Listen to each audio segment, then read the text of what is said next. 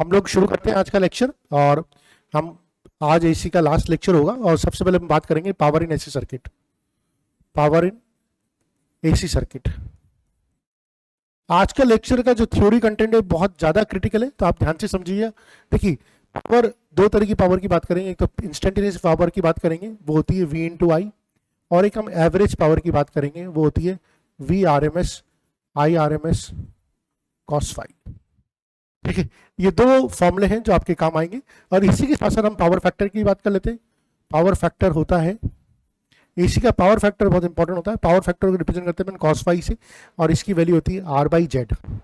ठीक है, और इन केस ऑफ रेजोनेंस, जैसे LCR सर्किट है और उसमें अगर अपन रेजोनेंस की बात कर रहे हैं, तो आपको मालूम है कि रेजोनेंस के केस में Z मिनिमम इक्वल टू होता है R। तो in case of resonance cos phi की जो वैल्यू हो जाएगी वो हो जाएगी R/R इक्वल टू 1। यानी कि रेजोनेंस में जो पावर फैक्टर होता है वो मैक्सिमम होता है और इसकी वैल्यू होती है 1। तो पावर फैक्टर जो वेरी कर सकता है वो 0 से लेकर 1 तक वेरी कर सकता है, और ये पावर फैक्टर की बात होगी। ठीक है, एक और चीज इसमें जो आएगी वो आएगी वॉटलेस करंट। ये सारे छोटे छोटे कॉन्सेप्ट्स हैं और ये मैं आपको समझाता जा रहा हूँ। ठीक है, इसके बाद सवाल लगाएंगे तो आपको बहुत मजा आएगा।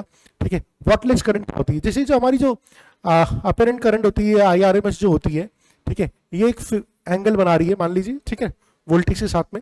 तो ये वाला जो कंपोनेंट है इसको बोलते हैं अपन IRMS cos फाई, और ये वर्टिकल कंपोनेंट जो होता है ये होता है IRMS sin फाई। तो ये जो वर्टिकल कंपोनेंट होता है इसको हम बोलते हैं वॉटलेस करंट। ठीक है, अब आप पूछेंगे सर इसका क्या काम होता है? इसका कोई काम नहीं होता, इसका कोई काम नहीं होता। सिस्टम में काम वाला जो करंट होता है ये होता है वॉटफुल करंट। ये करंट जो होती है ये काम की करंट होती है, ये करंट फालतू की करंट होती है। ठीक है, ये करंट क्या करती है, इसकी वजह से ना तो कोई आप डिवाइस ऑन कर सकते हैं ना कोई बिजली ऑन कर सकते हैं, इसका कोई मतलब नहीं होता, क्योंकि ये वोल्टेज के साथ में 90 डिग्री का एंगल बना रही है। तो एवरेज पावर जो होगी ये 0 देगी। ये करंट एवरेज पावर जो देगी ये 0 देती है। एवरेज पावर ये करंट 0 देती है। तो फिर सर ये क्या होता है, क्यों होता है? अरे भाई होता है, जैसे मान लीजिए आपके पास एक पाइप है ना, गार्डन में पानी डालने का पाइप है, आप उससे नल खोल के इसमें पाइप से पानी डालते हो, लेकिन जब आप नल बंद कर देते हो तब भी उस पाइप में कुछ ना कुछ पानी तो रह जाता है ना। वो जो पानी जो रह जाता है, आप ये मान लीजिए वो वॉटलेस करंट है। तो वो वेस्ट पानी है जिसका कोई मतलब नहीं है, तो घूमता रहता है बस वो पानी, उसका कोई मतलब नहीं होता, और वही पानी को आप मान के चलिए कि वॉटलेस करंट है। ठीक है, पर ये ज्यादा भी नहीं होनी चाहिए सिस्टम में। अगर ये ज्यादा होगी सिस्टम में तो सिस्टम की परफॉर्मेंस खत्म हो जाती है, कम हो जाती है। इसलिए हमें तो सिर्फ इतना समझना है कि wattless current IRMS sin phi होती है, और वॉटफुल करंट जो होती है ये IRMS cos फाई होती है। ठीक है, आइए नेक्स्ट कॉन्सेप्ट लेते हैं अपन चोक कॉइल का।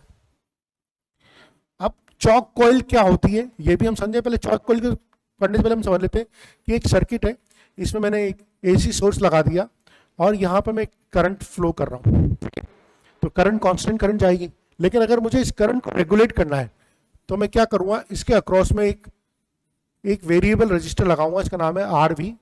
ये वेरिएबल रजिस्टर है। नाउ ये वेरिएबल रजिस्टर होगा, इस रेजिस्टेंस की वैल्यू को मैं कम ज़्यादा करके, लेबोरेटरी सेटअप में हम इसको रियोस्टेट भी बोलते हैं, इसकी वैल्यू को कम ज़्यादा करके मैं करंट सप्लाई को रेगुलेट कर सकता हूँ। ठीक है, नाउ करंट सप्लाई को रेगुलेट करने तो कर सकता हूँ, एक रेजिस्टेंस और लगा के, एक वेरिएबल रजिस्टर लगा के करंट सप्लाई को रेगुलेट कर सकता हूँ। लेकिन एक नुकसान क्या होगा, I² RT लॉसेज होंगे इसमें, जिसको बोलते हैं हीट लॉस, वो बहुत ज्यादा हो जाएंगे। तो बेसिकली चॉक कॉइल का जो काम होता है वो सर्किट में करंट सप्लाई को रेगुलेट करती है। तो भाई चॉक कॉइल क्यों यूज करते हैं, वेरिएबल रजिस्टर क्यों नहीं यूज करते? वेरिएबल रजिस्टर इसलिए नहीं यूज करते क्योंकि अगर इसको यूज करेंगे तो हीट लॉसेज हो जाएंगे। तो हीट लॉस से बचाने के लिए अपन क्या करते हैं, अपन चॉक कॉइल को यूज करते हैं। चॉक कॉइल का जो कंपोनेंट बनता है वो ये बनता है, रेजिस्टेंस होता है, कॉइल होता है, सप्लाई होती है। तो ये R हो गया, ये L हो गया, ये चॉक कॉइल बन गई।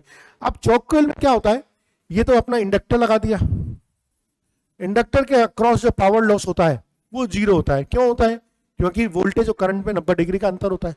ठीक है, डिफरेंस होता है, तो पावर लॉस होगा वो 0, क्योंकि पावर की अपने वैल्यू पड़ी थी VRMS IRMS और cos फाई।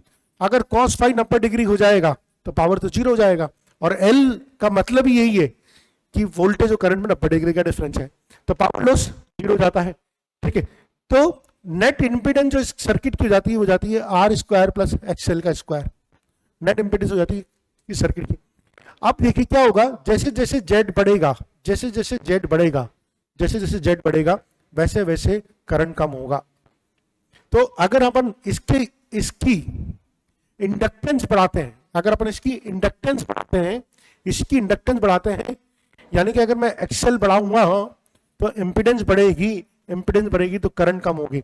तो मैं कोयल की इंडक्टेंस को बढ़ा के घटा के करंट को रेगुलेट कर सकता हूं, और यही चॉक कोयल है। आइडियल चॉक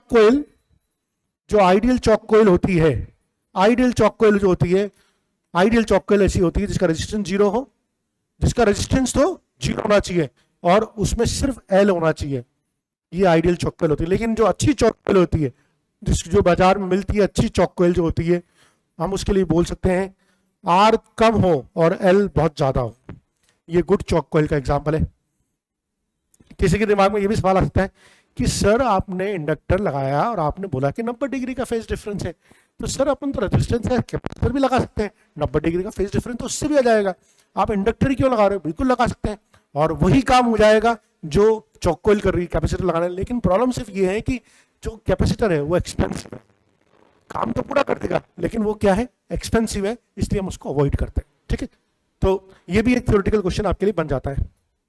आइए अब हम बात करते हैं क्वालिटी फैक्टर की। ठीक है, क्वालिटी फैक्टर की बात करते हैं तो हम वापस अपने रेजोनेंस वाले ग्राफ पे जाएंगे जो हमने पढ़ा था। हम वापस अपने रेजोनेंस वाले ग्राफ पे जाएंगे। क्या था हमारा रेजोनेंस वाला ग्राफ, आप दोबारा एक बार प्लॉट करेंगे। ठीक है, करंट वर्सेस फ्रीक्वेंसी का जो हमारा ग्राफ था, वो ग्राफ में एक बार याद दिला देता हूँ। वो ग्राफ हमारा ऐसा था। ठीक है, ये हमारा ओमेगा 0 था, ये हमारा ओमेगा 1 था, ये हमारा ओमेगा 2 था, और ये हमारा था, ये वाला जो पीक था ये था हमारा आई मैक्स, और ये वाला जो था इसको बोल देंगे अपन आई मैक्स बाई √2, और ये तो करंट मैंने बाई एक्सिस पे दिखाई रखी, ये अपन ने पढ़ा था। ठीक है, ये ओमेगा 0 की वैल्यू क्या थी, 1/√LC। ये रेजोनेंट फ्रीक्वेंसी होती है। रेजोनेंट फ्रीक्वेंसी में हमें मालूम होता है कि करंट मैक्सिमम होती है और इम्पिडेंस सबसे कम होती है, ये अपने पढ़ रखा है। Omega 1 and omega 2 they are called half power frequency. Half power frequency क्यों बोलते हैं भाई इसको, क्योंकि इस फ्रीक्वेंसी पे पावर हाफ हो जाती है। इस फ्रीक्वेंसी में जो करंट मिलती है वो आई मैक्स बाई √2 मिलती है, और आई मैक्स बाई √2 को जब मैं पावर के फॉर्मूले में डालूंगा तो मुझे जो पावर मिलती है वो हाफ मिलती है, इसलिए इनको हाफ पावर फ्रीक्वेंसी मिलते हैं। और यहीं पर एक और चीज आ जाती है जिसको बोलते हैं डेल्टा W, या जिसको ये भी बोलते हैं, सो यहीं पर एक और टर्म आ जाएगी जिसको बोलते हैं अपन डेल्टा W, और वो जो है ओमेगा 2 माइनस ओमेगा F1। ठीक है, और अपन बैंडविड्थ की भी एक टर्म ला सकते हैं जो जिसको अपन बोल देंगे F2 माइनस F1। ठीक है, तो ये हमारी कुछ और टर्म्स हमारी यहां पर आ जाती है। अच्छा देखिए, क्वालिटी फैक्टर का क्या मतलब होता है? क्वालिटी फैक्टर का मतलब होता है कि शार्पनेस, कितनी करंट आ रही है। तो आप देखिए, ये एक तरह का ग्राफ हो सकता है, एक ग्राफ ये हो सकता है, और एक ग्राफ ये हो सकता है। क्या डिफरेंस है दोनों ग्राफ? इसमें भी पीक आ रहा है, इसमें भी पीक आ रहा है। इसका ओमेगा 1 ओमेगा 2 जो हो रहा है, ये ओमेगा 1 आ रहा है, ये ओमेगा 2 आ रहा है। इसका भी जो ओमेगा 1 और ओमेगा 2 है वो यहां पर आ रहा है। आपको दिख रहा है इसका जो डेल्टा W होगा वो छोटा होगा, इसका जो डेल्टा W होगा बहुत ज्यादा होगा, इसका चौड़ाव ज्यादा होगा, इसका चौड़ाव कम होगा। तो जितना कम चौड़ाव होता है हम बोलते हैं कि उसकी उतनी ही क्वालिटी अच्छी होती है। यानी कि इसकी जो क्वालिटी होगी, इसका जो Q होगा बहुत अच्छा होगा, इसका जो Q होगा कम होगा।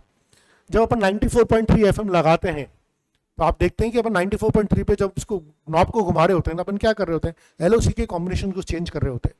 तो 94.3 तो आपको बहुत बढ़िया क्रिस्टल क्लियर वॉइस सुनाई देती है, लेकिन 94.2 पे भी, 94.3 पे तो आपको क्रिस्टल क्लियर आवाज सुनाई दे रही होती है, माई FM लगाते हैं तो 94.1 पे भी शुरू हो जाती है, 94.2 पे भी आपको आवाज मिलती है, 94.4 पे भी मिलती है, 94.5 पे भी थोड़ी थोड़ी आवाज मिलती है। ठीक है, लेकिन उससे नीचे जाओगे तो आपको आवाज नहीं मिलती। तो ये आप बेसिकली क्या कर रहे हैं, इसको ट्यून करने की कोशिश कर रहे हैं। ठीक है, यानी कि आपका क्वालिटी फैक्टर कितना शार्प होगा ये डिपेंड करेगा इसके ऊपर। ठीक है, और आइए अब अपन को देखना है कि क्वालिटी फैक्टर जो होता है ये किस किस चीजों के ऊपर डिपेंड करता है। तो क्वालिटी फैक्टर डिपेंड करता है omega 0 upon delta W। Omega 0 क्या है, रेजोनेंट फ्रीक्वेंसी, और डेल्टा W क्या है, डेल्टा W क्या है, omega 2 minus omega 1। Delta W क्या है, ओमेगा 2 माइनस ओमेगा 1 है। ओके, क्वालिटी फैक्टर अभी एक दो चीजों पर और डिपेंड करता है, अपन ये भी पढ़ लेते हैं। देखिए, क्वालिटी फैक्टर इक्वल टू होता है XL. At resonant frequency upon R. XL मतलब इंडक्टिव रिएक्टेंस, और इसको मैं बोलूंगा आर मतलब बोलूंगा एट रेजोनेट। इसी तरह इसको ये भी बोल सकता हूँ X C at resonate frequency upon R. अच्छा, एक्सएल को बोल सकता हूँ omega L upon R, XC को बोल सकता हूँ ओमेगा सी इंटू आर। क्या मैं बोल सकता हूँ? बिल्कुल बोल सकता हूँ। और ये चूंकि रेजोनेट वाली फ्रीक्वेंसी इसको बोलूंगा मैं ओमेगा नॉट, और ओमेगा नॉट की जो वैल्यू होती है 1 अपॉन अंडरवुड एल सी होती है, तो यहां पर पुट कर दी 1 upon under root L C into L by R. इसको सॉल्व करूंगा तो देखिए बहुत अच्छा सा एक एक्सप्रेशन आ जाएगा जिसको बोलेंगे हम क्वालिटी फैक्टर। ये हमारे लिए काम का फॉर्म है। हमारे लिए जो काम की चीज है वो है एक तो ये वाला, ये इंपॉर्टेंट है, स्टार लगा लीजिए इस पे आप, ये इंपॉर्टेंट है, और एक हमारे लिए ये इंपॉर्टेंट है। ठीक है, ये दो चीजें हमारे लिए बहुत इंपॉर्टेंट है जो आपको पता होनी चाहिए। ठीक है, तो देखिए इसमें क्या क्या चीजें डिपेंड कर रहा है। इसमें देखो हमारा क्वालिटी फैक्टर एल पे डिपेंड कर रहा है, सी पे डिपेंड करता है और आर पे डिपेंड करता है। यानी कि अगर क्वालिटी फैक्टर अच्छा चाहिए तो एल हाई चाहिए, सी छोटा कम चाहिए, आर भी कम चाहिए। अगर मैं क्वालिटी फैक्टर अच्छा चाहिए तो एल अच्छा चाहिए, सी कम चाहिए और आर भी कम चाहिए। ये बहुत इंपॉर्टेंट है।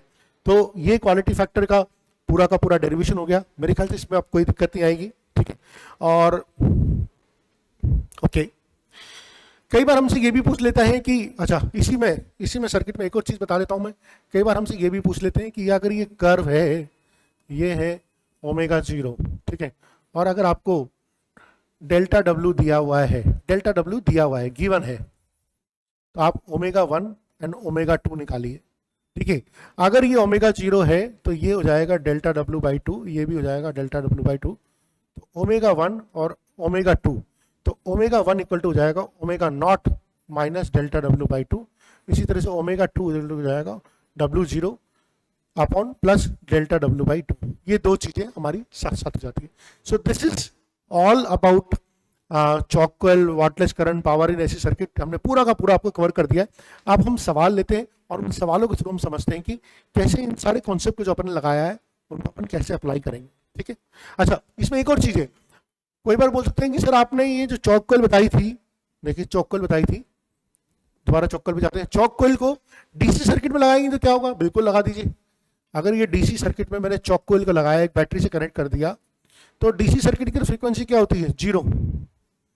डीसी सर्किट की फ्रीक्वेंसी क्या होती है? 0। तो उस समय रजिस्टर, इसका इंडक्टिव रिएक्टेंस क्या हो जाएगी? 0। तो इस समय करंट कितनी रहेगी? I equal to V upon R।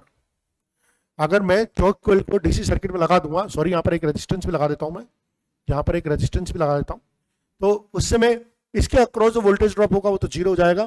तो सारा का सारा जो करंट, सारा का सारा जो वोल्टेज ड्रॉप होगा वो रजिस्टर के अक्रॉस होगा। तो हम ये देख सकते हैं कि चॉक कोइल को why we don't apply in DC circuit, because उसके अक्रॉस को वोल्टेज ड्रॉप ही नहीं होता, वो करंट को रेगुलेट नहीं करता। इसलिए अपन चॉक कोइल को कभी भी डीसी सर्किट में नहीं लगाते, अपन उसको हमेशा एसी सर्किट में लगाते हैं। ठीक है, चलिए, थैंक यू।